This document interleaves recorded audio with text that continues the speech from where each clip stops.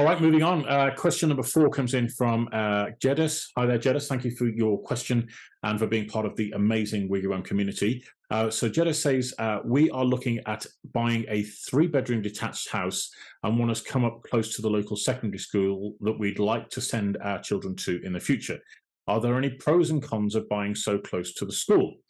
Okay, well, that's a great question, Gedas, and thank you for sending it in. Great that you found one that you think you like, but perhaps right next door to the secondary school may not be the ideal purchase for you. I'm not sure. Obviously, it depends on your preference, but a couple of things I want you to take into account when you're thinking about buying a property like this, some of which I'll draw from my experience of being at a school and having experience of people who own properties next to school at that point, and also issues with marketing properties when they come up for sale next to schools, etc. Okay, so obviously your pros are it's a short commute to school. So you know, for your kids going to school in the morning, obviously it'd be very straightforward because they can just walk out of the door and into school. Whether that leads to them being a little bit lazy and leaving everything to the last minute may be a bit of a challenge, I'm not sure. But the issue, as far as I'm concerned, with having a property right next door to a school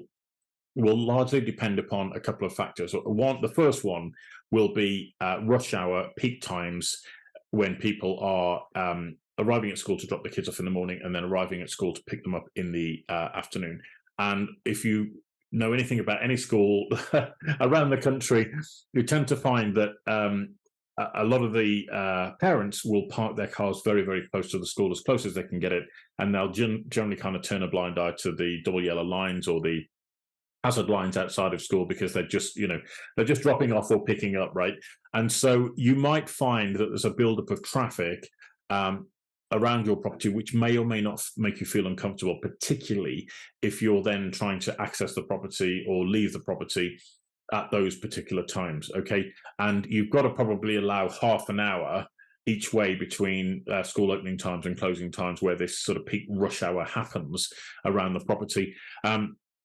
Second issue, of course, will be noise, depending upon the size of the school and when they have various different breaks. So you may end up, you'll find, you know, 2, 3, maybe more times a day, maybe 4 or 5 times a day.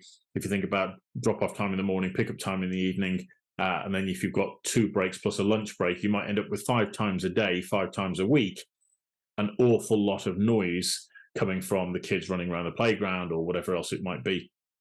So that may seem cute initially, but it may become a bit of a distraction over time. I don't know. Depends on how much you like other people's kids, I suppose, might be the answer to that. Third issue would be as well something to take into account, which is what we learned, is that unless you've got a very high fence, of course, next to the school, you could have issues of, so we say, stray footballs, or in our case, it was an American football, or rugby balls that went over the hedge into the garden near the greenhouse. It wasn't intentional, wasn't malicious, of course, but kids are playing, things get a little bit out of hand. And, you know, that can be a little bit frustrating where you're not just throwing the balls back, but you'll end up then in a situation where you're having to repair broken greenhouses, broken windows, etc., etc. That might wear a bit thin after a while. I'm not sure. It wouldn't appeal to me personally, Gedas, but I think each to their own. It might appeal to you. You might like that kind of aspect and that outlook. That's entirely up to you. But I think it could be a good opportunity. Depends whether the property is being offered at the right sort of price, and ultimately, of course, how long you're going to be there for. I would imagine, or one of the things I would be looking at if I was in your shoes would be the time to resell the property. So, say for example, you were at that property for maybe 5 years, maybe 7 years, something of that nature.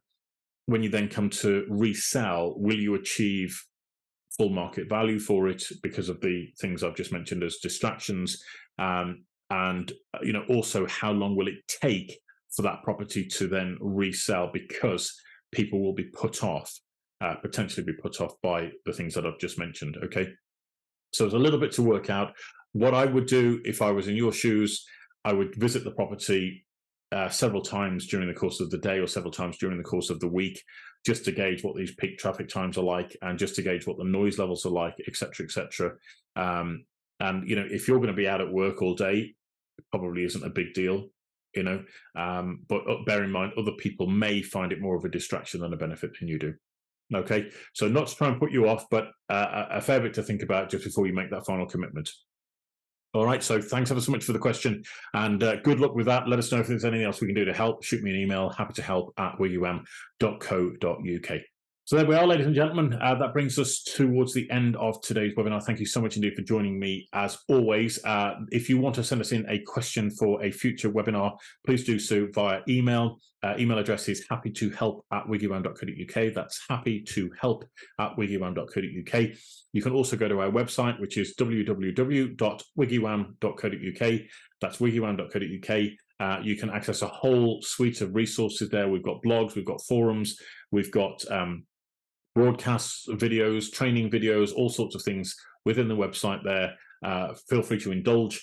You can also find us on Twitter. Our Twitter handle is at WiggyWam_UK. That's at WiggyWam_UK. You can shoot us your questions via Twitter. Also, we'll be here the same time, same place next week, doing week number 29 of our WiggyWam Get Your Property Questions Answers webinar. It's a super privilege to be able to offer this to you and help and support you in your property journey. If there's anything else that we can do, please do let me know. But for now, I'll say goodbye and good luck and God bless. Thanks ever so much indeed, guys. You take care. Bye-bye.